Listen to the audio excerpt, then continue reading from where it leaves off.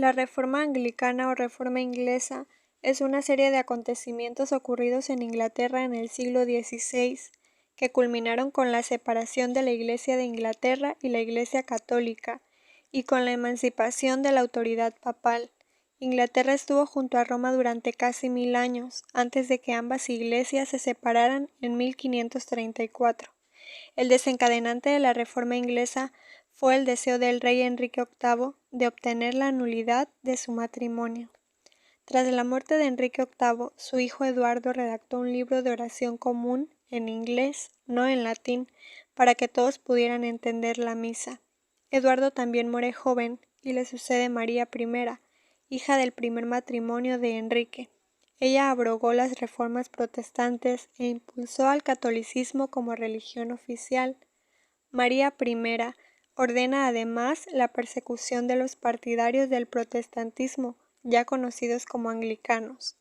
Pero a la muerte de María, como no tenía herederos, le sucede Elizabeth, quien restaura al anglicanismo y emprende una persecución contra los católicos.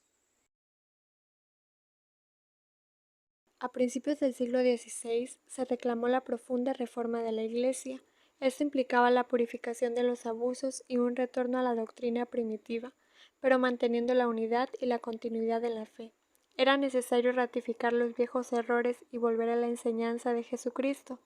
Se quería un siglo de renovaciones y reacciones religiosas, y eran muchos los males de la Iglesia que se estaban denunciando. Tribunales eclesiásticos, riqueza de los monjes, un papado lejano. La Iglesia del siglo XVI no era antirreligiosa, sino anticlerical. La reforma se tenía que hacer por la razón y por la ciencia, según los humanistas John Colet y Tomás Moro.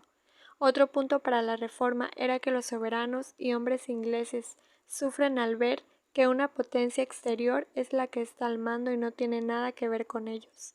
Aunque Roma se negó a reformar la Iglesia, por lo que muchos grupos decidieron romper de ella.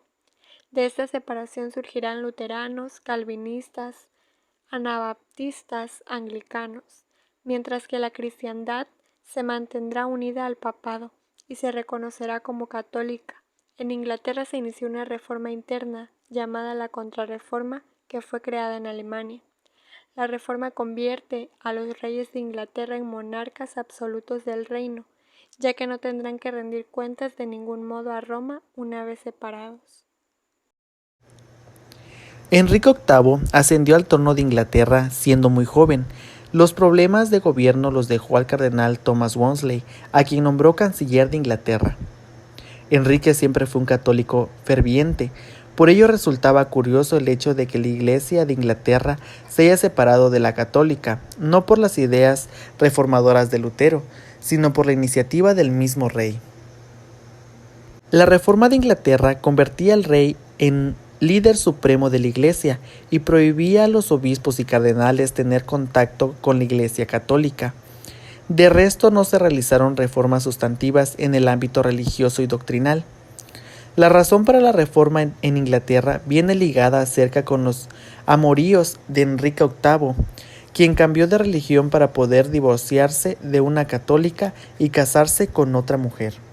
Tras la separación de Roma por el Acta de Supremacía Real, el monarca se convirtió en jefe supremo de la Iglesia de Inglaterra, que divinó en una Iglesia nacional independiente de Roma.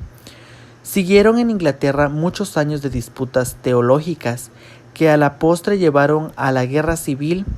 El resultado fue el establecimiento de una iglesia oficial del Estado y el reconocimiento gradual de varias otras iglesias y movimientos religiosos, incluyendo la Iglesia Católica.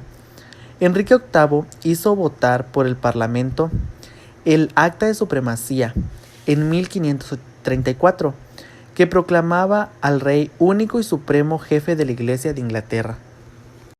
Tres fenómenos importantes tras la subida al trono de Enrique VIII. Configuración de cierto nacionalismo a través de la Iglesia propia. Los administradores de la religión van a ser protagonistas del monarca. Nueva clase social mediante la adquisición de tierras. Gentry y Romantic. Los gentry estaban por debajo de la nobleza feudal, siendo un grupo muy reducido al principio, pero más tarde aumentaba debido a que el Estado necesitaba dinero y pone a la venta títulos. Estos títulos le dan acceso a puesto en las ciudades y más tarde en el parlamento.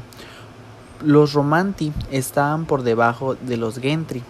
Trabajaban las tierras ellos mismos con su familia, pero tienen la suficiente solvencia para pertenecer a otra clase social diferenciada de los campesinos. Papel protagonista del Parlamento como legitimador del soberano.